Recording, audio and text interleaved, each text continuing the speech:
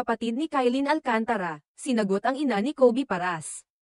Matapos ang kontrobersyal na pahayag ni Jackie Forster, ina ni Kobe Paras, na tila nagpapahiwatig na tila nakitira o live-in si Kobe sa bahay ni Kylin Alcantara.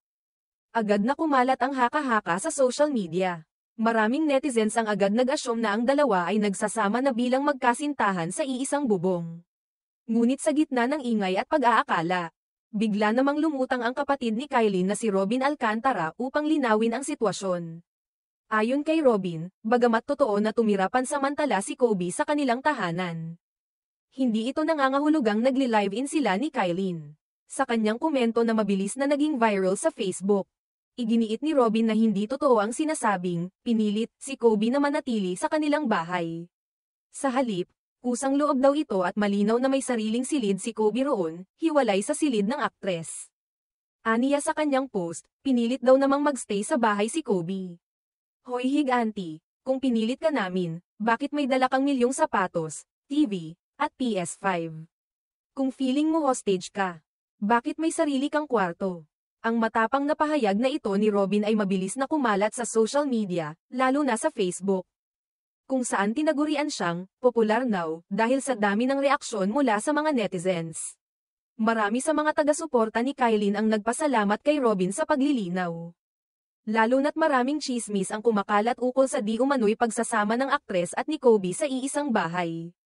May ilan namang hindi kumbinsido sa kanyang paliwanag. Ayon sa kanila, natural lamang na ipagtanggol ni Robin ang kanyang kapatid, at maaaring may tinatago pa umanong katotohanan sa likod ng lahat. Ngunit may mga netizen ding sang-ayon sa paliwanag ni Robin at nagsabing dapat ay noon pa nila ito nilinaw para hindi na lumaki pa ang issue. Isa sa mga komento mula sa netizens ang nagsabing, bakit nyo pa pinatuloy sa bahay si Kobe kung hindi pa naman sila mag-asawa? Hindi ba dapat mas maingat kayo sa ganyang desisyon, lalo na't babae ang kapatid mo? Sa huli, parang kayo patuloy ang talo. Ipinapakita nito kung gaano kaati ang opinyon ng publiko ukol sa issue, may mga naniniwala na may mali sa sitwasyon. At may mga nagsasabing wala namang masama sa pagtira ng isang kaibigan o kasintahan kung ito'y may malinaw na hangganan. Sa kabila ng mga sagutan online, ang buong pangyayari ay tila naging paalala kung gaano kalakas ang impluwensya ng social media sa pagbubuo ng opinyon ng publiko.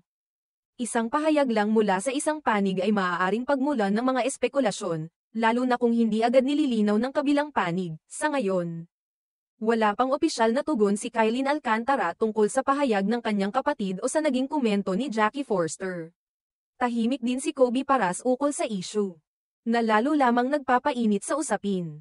Maraming netizens ang nag-aabang kung kailan magsasalita ang mismong magkasintahan upang tuldukan ang lahat ng haka-haka.